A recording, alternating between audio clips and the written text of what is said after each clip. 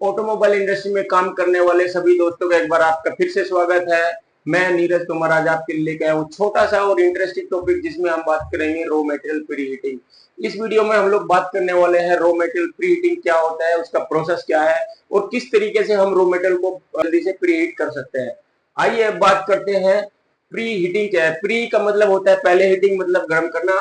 Raw material को process करने से पहले गर्म करने की प्रक्रिया को ही हम रॉ मटेरियल प्री हीटिंग कहते हैं। हम लोग बात करें तो मटेरियल दो तरीके के होते हैं। एक वो मटेरियल होते हैं जो एटमॉस्फेयर से मॉइस्चर एब्जॉर्ब नहीं करते, उनको हाइग्रोफोबिक मटेरियल बोलते हैं, जैसे कि प्लेन पीपी और पीवीसी मटेरियल। अब आप लोग कहेंगे कि हमारे यहाँ तो पीपी मटेरियल को प्री हीट करते हैं, लेकिन दोस्तों अगर आपके पीपी मटेरियल में कुछ हमने कंपाउंडिंग किया है, कुछ टॉल फील्ड मिलाया है, कुछ ग्लास फील्ड मिलाया है, तो उसको भी प्री हीट करने की जरूरत पड़ती है। और अगर प्लेन पीपी है तो उसको प्री हीट करने की जरूरत नहीं पड़ती। जो मेटेरियल एटमॉस्फेयर से मॉइस्चर एब्जॉर्ब कर लेते हैं उनको प्री हीट करने की जरूरत पड़ती है। अब होता है हाइड्रोस्कोपिक मटेरियल। हाइड्रोस्कोपिक मटेरियल का नेचर होता है एटमॉस्फेयर से मॉइस्चर को एब्जॉर्ब करना। इन सभी मटेरियल को प्रोसेस करने से पहले प्री हीटिंग करने की जरूरत पड़ती है।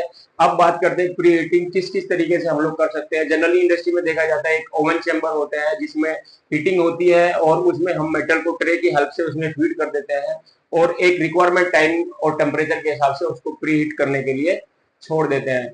अब इस प्रकार आपने देखा होगा, एग्जाम्पल के तौर पे अगर मैं आपको समझाऊं, जैसे जैसे गीले कपड़ों को हम धूप में डाल देते हैं तो अगर धूप तेज होती है तो हमारे कपड़े जल्दी सूख जाते हैं। और अगर आपने देखा होगा यहीं पे अगर धूप के साथ साथ हवा भी चल रही है तो कपड़े हमारे और जल्दी सूख जाते हैं। इसी कॉन्सेप्ट को ध्यान में रखते हुए एक प्रोसेस को डेवलप किया है जिसको बोलते हैं हॉट एयर ड्रायर।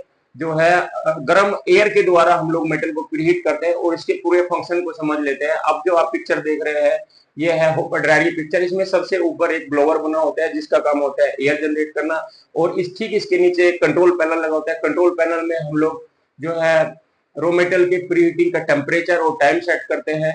और उसके नीचे अगर हम जाएंगे तो एक हीटर ट्यूब लगी होती है।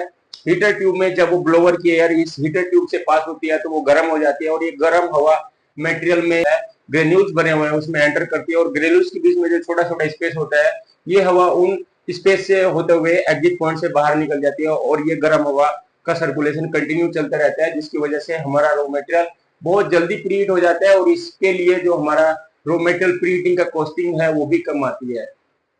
अब हम एक यहाँ पे आपको चार्ट दिखाते हैं। हर मटेरियल को प्री हीटिंग करने का टेम्परेचर और टाइम अलग अलग होता है। दोस्तों जिस प्रकार हम बहुत सारे कपड़े धूप में सुखाते हैं तो उन सभी कपड़ों के सूखने का टाइम अलग अलग होता है। कोई कपड़ा जल्दी सूख जाता है, कोई कपड़ा देर में सूखता है। उसी को ध्यान में रखते हुए हमारे मटेरियल्स में भी होता है, कोई मटेरियल जल्दी प्रीहीट हो जाता है, किसी मटेरियल को प्रीहीट करने के लिए ज्यादा टाइम लगता है, ज्यादा टेम्परेचर की जरूरत पड़ती है। यहाँ पे एक लिस्ट हमने लिया है। सबसे पहले इस लिस्ट में बात करेंगे एबीएस मटेरियल की। एबीएस मटेरियल का प्री हीटिंग का टेम्परेचर 80 से 90 डिग्री है और इसको 3 से 4 घंटे गर्म करना पड़ता है। अब आप बात को करोगे 4 घंटे रेंज क्यों रखा है, 80 डिग्री या 90 डिग्री क्यों हम नहीं बात करते, या 3 घंटे या 4 घंटे हम लोग एक स्पेसिफिक बात क्यों नहीं करते। इसका अगर हम जवाब देने की कोशिश करें तो उसका जवाब ये है कि इस प्रकार हमारे एटमॉस्फेयर में मॉइस्चर भी अलग अलग समय पे अलग अलग होता है। किसी टाइम पे जैसे समर में हम बात करेंगे मॉइस्चर कंटेंट बहुत कम होता है और रेनी सीजन में करेंगे कि एटमॉस्फेयर में मॉइस्चर कंटेंट बहुत ज्यादा होता है। उस समय के टाइम पे मटेरियल को प्रीहीट करने में हमें जो अधिक समय लगता है, और जब मॉइस्चर कंटेंट कम होता है तो उस समय मेटल को प्रीहीट करने में टाइम हमें कम लगता है। इसी के लिए उसको हम लोग रेंज में डाल के रखते हैं। अब बात करते हैं कि अगर हम रो मेटल को प्रीहीट नहीं करेंगे तो क्या प्रॉब्लम आएगी। दोस्तों जिस प्रकार हमारा मेटल को जब हम प्रीहीट नहीं करेंगे, अगर उसमें मॉइस्चर बनी रहेगी तो जब हम प्रोसेस करेंगे, आपने देखा होगा कि जो मॉइस्चर होती है, मॉइस्चर का मतलब उसमें नमी होती है, वाटर कंटेंट होता है हमारे मेटल के अंदर, और वाटर जो है 100 डिग्री पे वाष्पित हो जाता है, इवोपरेट हो जाता है और वो वेपर्स बन के उड़ जाता है। और जब हम मटेरियल को प्रोसेस करते हैं मशीन में, उसका जो टेम्परेचर होता है 200 से 250 डिग्री होता है।